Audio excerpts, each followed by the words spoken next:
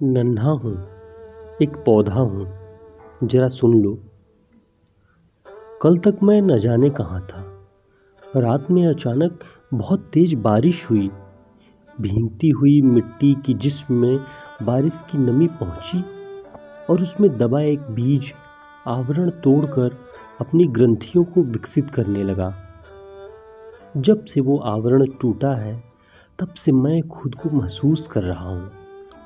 अचानक मेरे हाथ पंख की तरह फैलने लगे। मुझे मज़ा आ रहा था ये जादुई विकास देखकर। भोर तक मैं खुद को पूरी तरह महसूस करने लगा। भोर की ठंडी ठंडी हवा सरक सरक के मेरे नन्हे हाथों को सहलाने लगी। मैं हंसने लगा, गुदगुदी होने लगी। तभी एक रोशनी की किरण मेरे ऊपर पड़ी। उस रोशनी से मुझे ऊर्जा मिल रही थी। सब कुछ नया था मेरे लिए। दूर दूर तक मेरे जैसे कई उस रोशनी में डूबे दिखाई दे रहे थे। मैं नई दुनिया में आंखें खोल चुका था। मैं खुद को महसूस कर रहा था कि तब से एक नन्हा बच्चा डगमग डगमग चाल भरता हुआ कोमल पैरों से मेरी ओर आता दिखा। उसने मुझे देखा और खिलखिलाकर हंस पड़ा। उसकी हंसी से मैं भी फूट कर हंसने लगा। पर मुझे नहीं मालूम कि इसे हंसना भी कहते हैं, लेकिन इसमें बहुत मजा था। हंसने के साथ मैंने महसूस किया कि इससे मैंने अपने सारे अंगों को जैसे जान लिया हो। मुझे अपनी जड़ भी महसूस हुई जो मिट्टी में धंसी थी। बच्चा नजदीक आकर मेरे पास बैठ गया और चिड़िया किसी आवाज में चहक कर हंसने लगा और उसने मुझे छूने के लिए अपना हाथ बढ़ाया। मैं बहुत डर गया। मैं जोर से चिल्लाया, बहुत जोर से, बहुत रोया, पर वो नहीं मान रहा था। उसने मेरी पत्तियों को जब छुआ तो मैंने खुद को बहुत सिकोड़ लिया था, पर उसके नरम नरम हाथों की छुअन मुझे बहुत अच्छी लगी।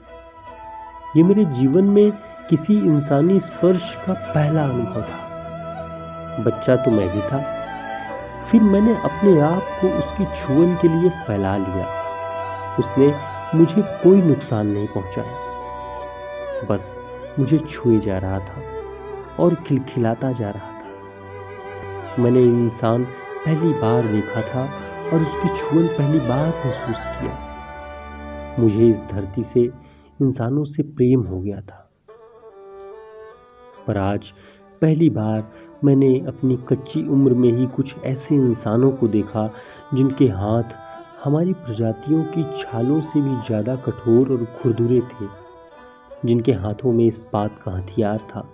वो दादा को काट रहे थे। दादा के शरीर से खून बह रहा था।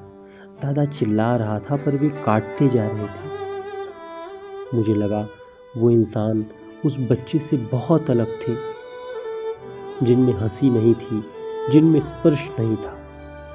वो दादा के रक्त को इसलिए नहीं समझ पा रहे थे क्योंकि उनका खून इंसानों जैसा लाल नहीं था, बल्कि सफ़ेद था। मैं डर गया था इन इंसानों से। कहीं दूर भाग जाना चाहता था, पर मुझे ये भी पहली दफ़ा महसूस हुआ कि हम अपनी जड़ें नहीं छोड़ सकते। पर इंसान छोड़ चुका है।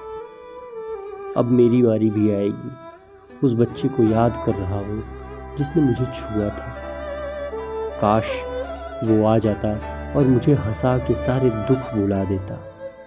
इस पर्यावरण दिवस पर मेरे लिए कुछ उपाय कर देता, हंसने का, गुदगुदाने का।